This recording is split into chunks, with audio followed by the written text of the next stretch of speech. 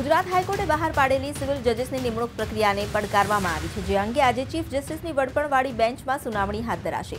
રાજ્યમાં સિવિલ જજીસની કુલ 112 પોસ્ટ માટેની ભરતી પ્રક્રિયા ચાલી રહી છે, જેની સામે કોર્ટમાં પિટિશન થઈ છે, જેમાં ભરતી પ્રક્રિયામાં રાખવામાં આવેલા ક્રાઇટેરિયાના મુદ્દા ઉઠાવવામાં આવ્યા છે।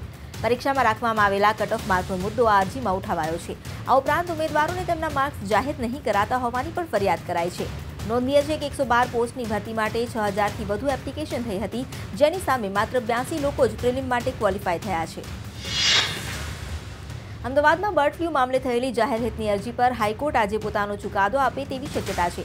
અરજદારે સરકારનું સોગંદનામું સત્ય અને તથ્યથી વેગળું હોવાનો આક્ષેપ કરી દાવો કર્યો છે કે રાજ્ય સરકારને બર્ડ ફ્લૂ વિશે જાણ હોવા છતાં મોડું જાહેરનામું બહાર પાડ્યું અને લોકોના જીવને જોખમમાં મૂકવાની સ્થિતિ ઊભી કરી। કેન્દ્ર સરકારની વેબસાઇટને આધાર બનાવી રાજ્ય સરકાર પર અરજદારે આક્ષેપ કર્યા છે, તો રાજ્ય સરકારે આ સમગ્ર મામલે કેન્દ્રની ગાઈડલાઇન્સ પ્રમાણે પૂરતી તકેદારી રખાઈ હોવાની રજૂઆત કરી છે। આ અગાઉ હાઈકોર્ટે ટકોર કરી હતી કે હવે તમામ તથ્યો અને રેકોર્ડ પર છે, જેને ધ્યાને લઈને કોર્ટ પોતાનો ચુકાદો આપશે। સૌરાષ્ટ્રમાંથી ઝડપાયેલા 2 ISISના આતંકી મામલે વધુ એક ખુલાસો થયો છે। આતંકી બંધુઓ સોશિયલ મીડિયાનો ઉપયોગ કરતા હોવાનું ખુલ્યું છે।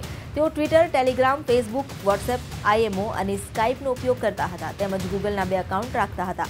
તેમના ડેટા મેળવવા FSLની મદદ લેવાય છે। આતંકીની તપાસ માટે મુંબઈ અને Madhya Pradesh ATS, central IB, Gujarat IB, NIA જોડાઈ છે। ટેલિગ્રામમાં ગ્રુપ બનાવ્યા હતા, તેની તપાસ માટે FSL મદદ કરશે। આતંકીને નોકરી ન હોવાથી પારિવારિક કંકાસથી કંટાળી ISISમાં જોડાવાનો નિર્ણય કર્યો હતો। જામનગરના તમાકુના વેપારી અશફાક ખત્રી સોપારી પ્રકરણ મામલે રાજકોટ પોલીસ જામનગર પહોંચી। શાર્પશૂટર આરોપી રામદાસ નહાણીને લઈને પોલીસ જામનગર પહોંચી।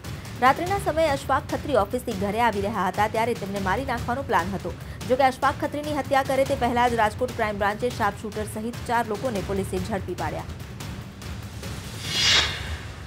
વડોદરા કોર્ટમાં રજૂ કરેલા શિક્ષણ માફિયા મનસુખ અને તેના મળતિયાઓ પર જનતાનો ગુસ્સો વરસ્યો। લોકોએ શાહી ફેંકવાનો પ્રયાસ કર્યો। જોકે પોલીસની સતર્કતાથી મનસુખ તો બચી ગયો, પરંતુ તેના મળતિયાઓ પર શાહી ફેંકાઈ। વડોદરાની વિશેષ કોર્ટે મનસુખ અને તેના 2 મળતિયાઓને 4 દિવસના રિમાન્ડ પર મોકલવાનો હુકમ કર્યો છે। સોમવારે રાત્રે અમદાવાદ ACBએ ટ્રેપ ગોઠવી મનસુખ શાહને લાંચ લેતા ઝડપી પાડ્યો હતો। તેણે એક મેડિકલની વિદ્યાર્થીનીને પાસ કરાવવા માટે ₹20 લાખની લાંચ માંગી હતી। વિદ્યાર્થીનીએ ફીના રૂપિયા પહેલેથી જ ભર્યા હતા, છતાં પણ તેની પાસેથી રૂપિયા માંગવામાં આવતા વિદ્યાર્થીની વાલીએ જાણ કરી હતી। રાજ્યની એન્ટી ટેરરિસ્ટ સ્ક્વોડમાં SPથી માંડી કોન્સ્ટેબલ સુધી 42 જગ્યાઓ ખાલી હોવાનું રાજ્ય સરકારે લેખિતમાં કહ્યું છે। ગોધરાના ધારાસભ્ય CK રાવલજીના વિધાનસભામાં પ્રશ્નના ગૃહ વિભાગે આ અંગેની લેખિત વિગતો ગૃહને આપી। વિગતવાર જોઈએ તો ATSનું IG, DIG સહિતનું કુલ મંજૂર મહેકમ 74નું છે, જેમાં 3માંથી 2 SPની જગ્યા ખાલી છે। આ ઉપરાંત 12માંથી 3 PI, 18માંથી 14 PSI, 20માંથી 14 હેડ કોન્સ્ટેબલની જગ્યા પણ ખાલી હોવાનું રાજ્યના ગૃહ વિભાગે લેખિતમાં જણાવ્યું। આ ઉપરાંત ડ્રાઈવર કમ હથિયાર પોલીસ કોન્સ્ટેબલની તમામ 10 જગ્યા ખાલી છે। કુલ મળીને ડિસેમ્બર 2016ની સ્થિતિ પ્રમાણે રાજ્યની એન્ટી ટેરરિસ્ટ સ્ક્વોડમાં કુલ 42 જગ્યા ખાલી છે। આ ખાલી જગ્યા ભરવા માટે હાલ કોઈ પ્રક્રિયા ચાલી રહી છે કે પછી ક્યાં સુધીમાં આ જગ્યાઓ પર ભરતી કરાશે એ વિશે કોઈ માહિતી હાલ મળી નથી।